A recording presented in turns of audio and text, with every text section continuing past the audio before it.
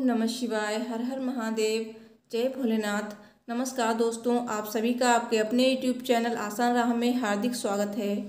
दोस्तों, चैत्र मास के कृष्ण पक्ष का प्रदोष व्रत कब है और प्रदोष व्रत भगवान भोलेनाथ को समर्पित होता है, जैसे कि एकादशी भगवान विष्णु को समर्पित है। और चैत्र मास शुरू हो चुका है, जो कि 19 मार्च से शुरू होकर 16 अप्रैल तक चलेगा और इस महीने को मधुमास के नाम से भी जाना जाता है। तो प्रदोष व्रत हर महीने 2 बार आते हैं। कहा जाता है कि इस व्रत को हर महीने के दोनों पक्षों में त्रयोदशी तिथि के दिन रखते हैं और इस बार चैत्र महीने में प्रदोष व्रत कब है, आइए जानते हैं। तो हम जानेंगे प्रदोष व्रत कब है, प्रदोष काल का समय क्या रहेगा और पूजा का शुभ मुहूर्त क्या रहेगा और त्रयोदशी तिथि कब से कब तक है और जानेंगे व्रत कथा। तो दोस्तों, आगे की वीडियो शुरू करने से पहले आपसे रिक्वेस्ट है, अगर आप मेरे चैनल पर नए हैं, मेरी वीडियो पहली बार देख रहे हैं, तो प्लीज़ चैनल को सब्सक्राइब करके बेल को ज़रूर प्रेस कर लें, ताकि आगे जब भी मैं कोई वीडियो अपलोड करूं उसका नोटिफिकेशन आपको आसानी से मिल सके। और कमेंट बॉक्स में हर हर महादेव जय भोलेनाथ अवश्य लिखिए। भगवान भोलेनाथ आपकी सभी मनोकामनाएं पूरी करेंगे। दोस्तों, इस दिन भगवान शिव की पूजा करने से विशेष फल प्राप्त होता है। दोस्तों, कहा जाता है कि जिस दिन प्रदोष व्रत होता है उस दिन के नाम पर प्रदोष व्रत होता है। जैसे कि अगर किसी दिन सोमवार को प्रदोष व्रत पड़े तो उसे सोम प्रदोष व्रत कहते हैं और इस बार ये प्रदोष व्रत मंगलवार को है तो इसे भौम प्रदोष व्रत कहा जाएगा। तो साथ ही साथ इस व्रत का काफ़ी महत्व है, क्योंकि इस बार ये मंगलवार को पड़ रहा है तो इसे भौम प्रदोष व्रत कहेंगे। दोस्तों, मंगलवार को पड़ने के कारण इस व्रत का काफ़ी महत्व है। दोस्तों, मंगलवार को भगवान भोलेनाथ के साथ हनुमान जी की भी पूजा की जाती है। अगर आपका मंगल ग्रह कमजोर है तो इस दिन आप व्रत रखें। दोस्तों, संतान प्राप्ति के लिए यह व्रत बहुत ही ज़्यादा उत्तम है। तो मंगल प्रदोष व्रत को करने से संतान की प्राप्ति होती है और सभी मनोकामनाएं पूरी होती हैं, हर कार्य में सफलता मिलती है, हनुमान जी भी प्रसन्न होते हैं।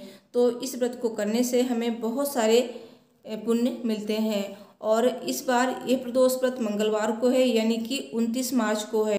दोस्तों, प्रदोष व्रत वाले दिन भगवान शिव की पूजा होती है और भगवान शिव को प्रसन्न करने के लिए भक्त प्रदोष व्रत रखते हैं, क्योंकि यह व्रत उनको काफ़ी पसंद है। इस दिन सुबह जल्दी उठकर स्नान करने के बाद व्रत का संकल्प लिया जाता है और इसके बाद विधि पूर्वक भगवान शंकर की पूजा की जाती है, जिसमें उन्हें धतूरा और फूल अर्पित किए जाते हैं, भांग, बेलपत्र, और भगवान भोलेनाथ का अभिषेक कच्चे दूध से करें, पूजा करें, आरती करें और भोग लगाएं।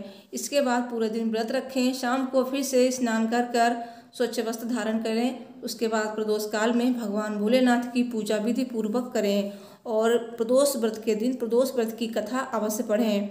तो दोस्तों, इस तरह से आपको ये व्रत करना है और प्रदोष व्रत करने से विशेष लाभ प्राप्त होता है। भगवान शिव के मंत्रों का जाप अवश्य करना चाहिए। तो आइए जानते हैं कि त्रयोदशी तिथि कब से कब तक है। चैत्र कृष्ण त्रयोदशी तिथि प्रारंभ हो रही है 29 मार्च दोपहर 2:38 से और त्रयोदशी तिथि समाप्त हो रही है 30 मार्च 2022 बुधवार को दोपहर 1:19 पर। दोस्तों, प्रदोष व्रत की पूजा प्रदोष काल में की जाती है। तो प्रदोष काल का समय मिल रहा है मंगलवार को। तो प्रदोष काल पूजा का मुहूर्त रहेगा शाम 6:37 से रात्रि 8:57 तक। तो इस बीच आप भगवान भोलेनाथ की पूजा विधि पूर्वक करें। अगर आप व्रत रख रहे हैं तो भी, अगर नहीं रख रहे हैं तो भी भगवान भोलेनाथ की पूजा करने से सभी मनोकामनाएं पूरी होती हैं। वैवाहिक जीवन में मधुरता आती है, घर में सुख समृद्धि आती है और सारी मनोकामना पूरी होती हैं। और भगवान भोलेनाथ के मंदिर में एक दिया जरूर जलाएं शाम के समय, फिर देखना आपके घर से सारी मुसीबतें गायब हो जाएंगी। तो आइए अब सुनते हैं भौम प्रदोष व्रत की कथा। मंगलवार के दिन आने वाले प्रदोष को मंगल या भौम प्रदोष व्रत कहा जाता है। तो कथा इस प्रकार है। एक नगर में एक वृद्धा रहती थी, उसका एक ही पुत्र था। वृद्धा की हनुमान जी पर गहरी आस्था थी। वो प्रत्येक मंगलवार को नियम पूर्वक व्रत रखकर हनुमान जी की आराधना करती थी और एक बार हनुमान जी ने उसकी श्रद्धा की परीक्षा लेने की सोची। तो हनुमान जी साधु का वेश धारण कर वृद्धा के घर आए और पुकारने लगे, है कोई हनुमान भक्त जो हमारी इच्छा पूर्ण करे। पुकार सुनकर वृद्धा बाहर आई और बोली, आज्ञा महाराज। तो हनुमान जी वेशधारी साधु बोले, मैं भूखा हूँ, भोजन करूँगा, तू थोड़ी जमीन लीप दे। वृद्धा दुविधा में पड़ गई। अंततः हाथ जोड़कर बोली, महाराज, लीपने और मिट्टी खोदने के अतिरिक्त आप कोई दूसरी आज्ञा दें तो मैं अवश्य पूर्ण करूँगी। साधु ने 3 बार प्रतिज्ञा कराने के बाद कहा, तू अपने बेटे को बुला, मैं उसकी पीठ पर आग जलाकर भोजन बनाऊंगा। यह सुनकर वृद्धा घबरा गई, परंतु वो प्रतिज्ञाबद्ध थी। उसने अपने पुत्र को बुलाकर साधु के सुपुर्द कर दिया। वेशधारी साधु हनुमान जी ने वृद्धा के हाथों से ही उसके पुत्र को पेट के बल लिटवाया और उसकी पीठ पर आग जलवाई। आग जलाकर दुखी मन से वृद्धा अपने घर में चली गई। इधर भोजन बनाकर साधु ने वृद्धा को बुलाकर कहा, तुम अपने पुत्र को पुकारो ताकि वो भी आकर भोजन लगा ले। इस पर वृद्धा बोली, उसका नाम लेकर मुझे और कष्ट ना पहुँचाओ। लेकिन जब साधु महाराज नहीं माने तो वृद्धा ने अपने पुत्र को आवाज़ लगाई और अपने पुत्र को जीवित देखकर वृद्धा को बहुत ही आश्चर्य हुआ और वो साधु के चरणों में गिर पड़ी। हनुमान जी अपने वास्तविक रूप में प्रकट हुए और वृद्धा को भक्ति का आशीर्वाद दिया। सब बोलिए हनुमान जी की जय, भगवान भोलेनाथ की जय।